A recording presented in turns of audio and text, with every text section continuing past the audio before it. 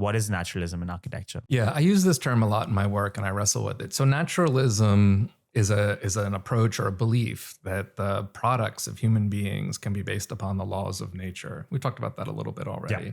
So someone who is a naturalist designer would believe that their role as a designer is to make objects that are based on natural laws. So, for example, to quote somewhat anonymously, some famous architects and designers who believe in the importance of naturalism, they would say a tall building should be like a tree. Yeah. A home should be designed by the laws of nature, or there might be other examples that I'm thinking of. Oh, an office structure should be based upon the kinds of ways that people that nature and people interact in the wild. I mean, to cite an extreme example, right? Sure. Yeah. So I don't know if you want me to jump in, but my problem with naturalism is who gets to determine what the laws of nature are in the first place, right? And then that's an issue, which we're supposedly supposed to base designs on. My other issue with naturalism, and this comes from my experiences as somebody who's lived almost their whole life with disabilities and illnesses, is that it makes almost no place for incapacity, that the people that are naturalist designers look at a tree or look at an animal or look at something in the world, in the wild, based upon its physical capacities. Trees are good and we should base things on trees because they absorb carbon dioxide and produce oxygen. Yep.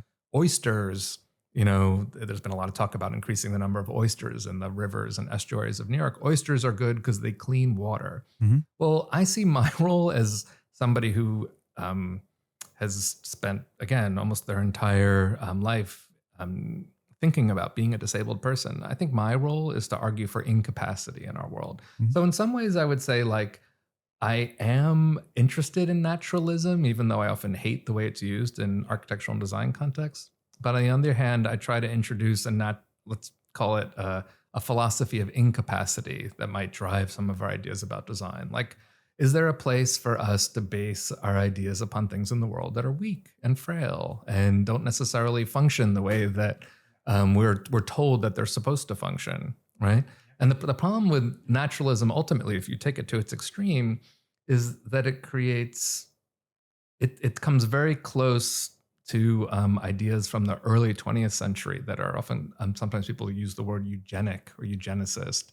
And this was the idea that society could control the demographic population through kinds of, by selective breeding, so to speak. I know I'm laughing because it's so extreme. Or by thinking about ways to subtly, not so subtly, steer the gene pool of a society or a municipality or a region or a state or a nation towards some kind of idealized end. So again, who gets to determine who those ideals are? And what does that eliminate when we begin thinking about that way? There's all kinds of racial, ethnic, and other kinds of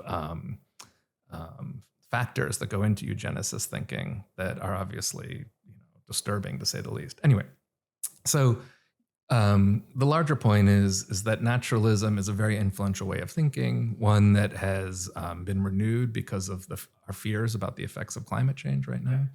And so there's talks today, for example, of cities should be based upon the laws of nature, or cities have to become more and more governed by the ideas of nature to become healthy places to live. The buildings within our cities have to do that, the objects that we make, et cetera. So again,